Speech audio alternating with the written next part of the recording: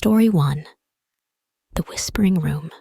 In the small, quiet town of Eldridge, there was an old, seemingly ordinary library that harbored a secret, the back room. Originally a storage area, it had been locked for decades. Rumors swirled among the town's youth that it was haunted. One night, a group of teenagers, driven by curiosity and the thrill of a dare, decided to explore the back room. They picked the lock and entered, finding shelves filled with ancient, untouched books. As they ventured deeper, the air grew colder, and faint whispers filled the room. The books seemed to murmur secrets of the past, and the shadows danced around them, unnaturally alive. Suddenly, the door slammed shut, trapping them inside. The whispers grew into urgent, chilling voices, revealing dark truths about the town's history and its residents.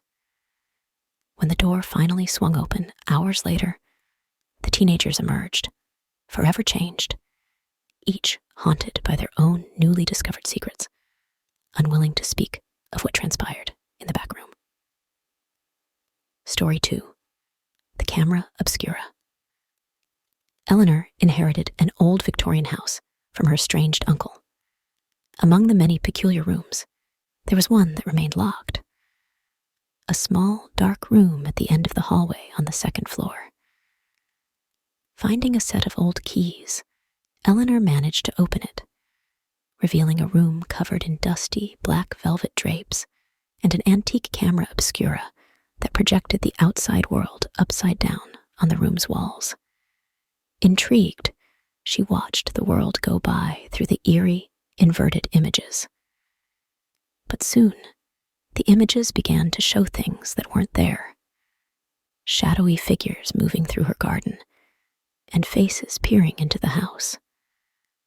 One night, the camera showed a procession of these ghostly figures entering her home, leading directly into the dark room.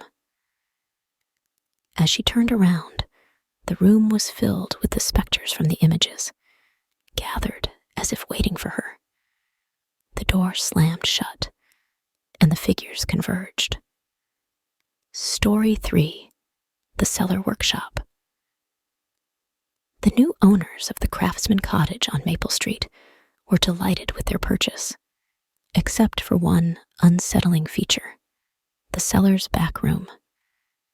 It had been used as a workshop by the previous owner, who vanished mysteriously. Tools were still arranged meticulously on the walls, and projects, half completed, lay on the workbench. Late at night, the sounds of sawing and hammering echoed through the floors, as if someone or something was still working. Driven by a mix of fear and intrigue, the family set up a video camera to capture the nocturnal activities.